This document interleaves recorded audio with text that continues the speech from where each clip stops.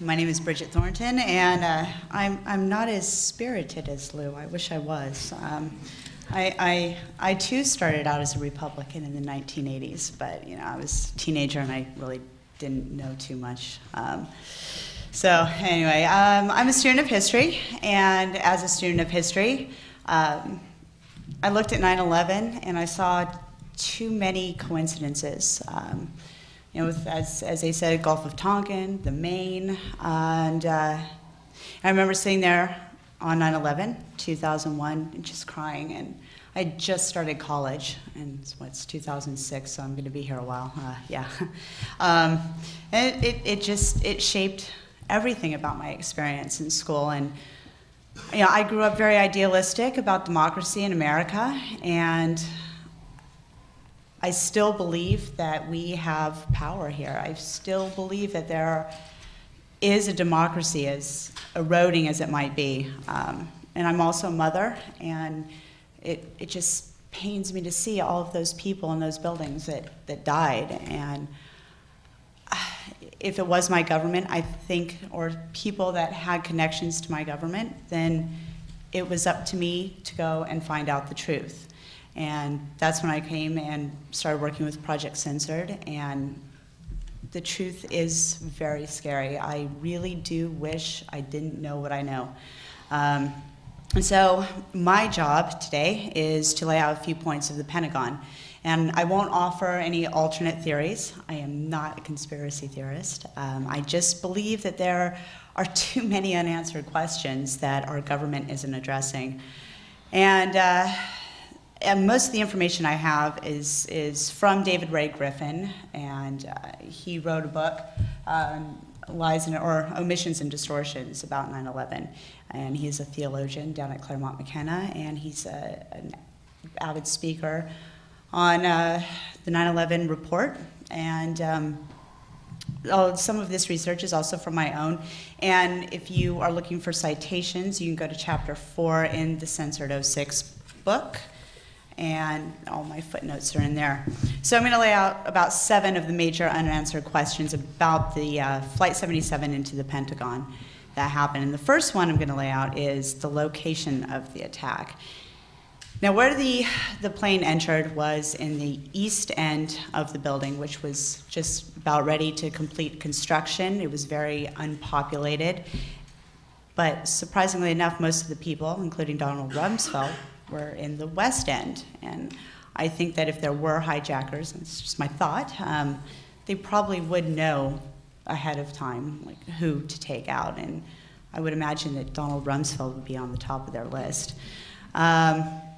So then we're looking at the evidence that we see in the major corporate media. And I think most of us can remember what we saw over and over and over again was that little piece of scrap metal that had the little American Airlines markings on it. But what's funny is that the Pentagon put out a thing saying that the plane and its passengers were incinerated, and that the plane just kind of was swallowed up into this building. This huge 757 by Boeing was just kind of swallowed up, and everything was incinerated. And when you look at that part of the Pentagon, and I think we have pictures of it after, I'm not sure. It's just a little small hole. It was about 18 feet in diameter. And I don't know how big a plane, a Boeing 757 is, but I think it's a little bigger than 18 feet. So there were some conflicting reports, and that kind of sparked my interest, as well as the video blackout that happened right after the crash. There are 84 cameras surrounding the Pentagon, and right now there are only 2 in public view. And those just came out under a FOIA request requested by Judicial Watch. Now, I looked at the photos when they first came out in this May, and I looked at them again last night. I looked at them in slow motion, I backed them up. I spent about 45 minutes looking at these 2 very, very short little clips of video, and I really urge you guys to go and see these, because that doesn't look like a silver Boeing 757 plane. It's basically what I saw was just a white streak going into the plane on this very grainy, blurry image, and then a big, big flash and explosion, and I don't see plane wreckage coming out. I don't see body parts flying. I don't see anything coming out, but I also don't see a plane being swallowed wholly in. And then of course, like I said, that 18-foot in diameter, and then amazingly enough, right afterwards, the building caved in, and stopped seeing that little 18-foot hole. Then again, there's the pilot's experience in the whole thing. And as we know from his trainer in, I believe it was Arizona, I may be wrong, so don't quote me on that, he said that this guy, Hani Hanjour, who supposedly flew this plane into the Pentagon back in 96 and 97, couldn't even fly a Cessna solo. And so, yet, he was able to go towards the White House, make a sharp turn back into the Pentagon, and fly directly into the Pentagon without even hitting the ground, no skid marks around, right into the Pentagon. Again, that is a question that's raised. And so it was just like a real clean little hit. And then there's the conflicting eyewitness reports. And some say they heard what sounded like a bomb or a big military jet or plane. Again, others say that they didn't really hear anything. And then I'm looking at the State Department website and looking at their official eyewitness reports that they have listed on there. And some of them say, I saw an American Airlines plane. I saw Flight 77 going in there. How did they know it was Flight 77? Was it that, I don't know.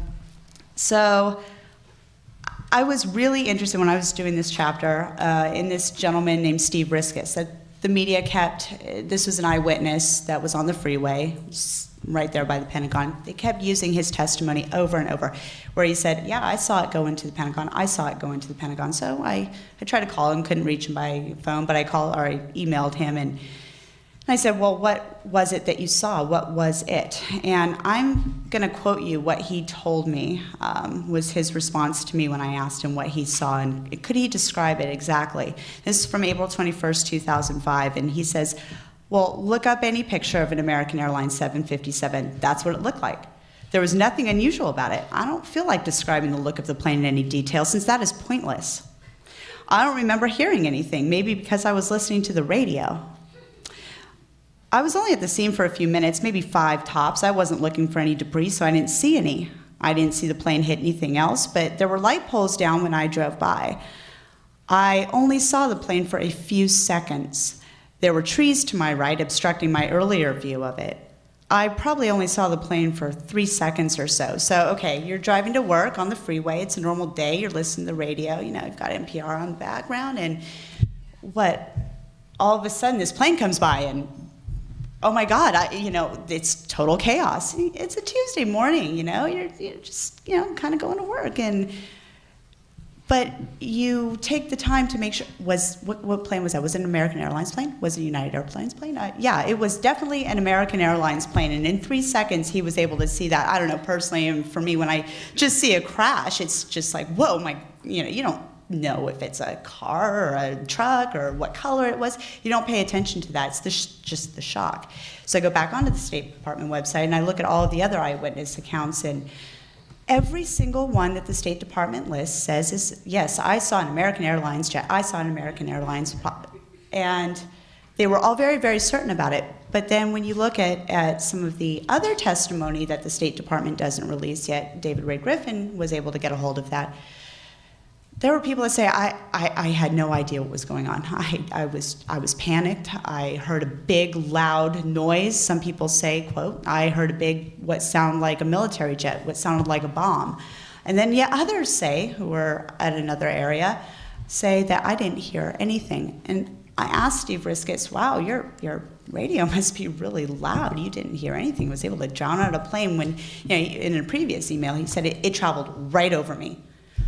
I think we've all been in airports, most of us, and we've heard planes, and they're pretty loud. And wow, that's a great sound system he has. in his car. So, that, again, another question. And, of course, at 8:15 that same morning, there was a teleconference addressing suspect planes. Now, this was, I can't recall where this was, this teleconference, but it was major military people in government were conducting this, saying there are suspect planes. And they did include Flight 77 as a suspect. But why wasn't the Pentagon protected? And I will end my piece with a quote from David Ray Griffin, where he says, "How could a commercial aircraft attack the Pentagon, which has to be the most defended place on the face of this earth? It is surrounded by batteries of missiles, which are geared to attack any aircraft that does not have a friendly transponder. Only a military aircraft would have a friendly transponder. The very fact that whatever hit the Pentagon was not shot down suggests very strongly that whatever it was not a commercial aircraft and was some sort of military aircraft." That's David Ray Griffin. That's not me. I don't know what it was.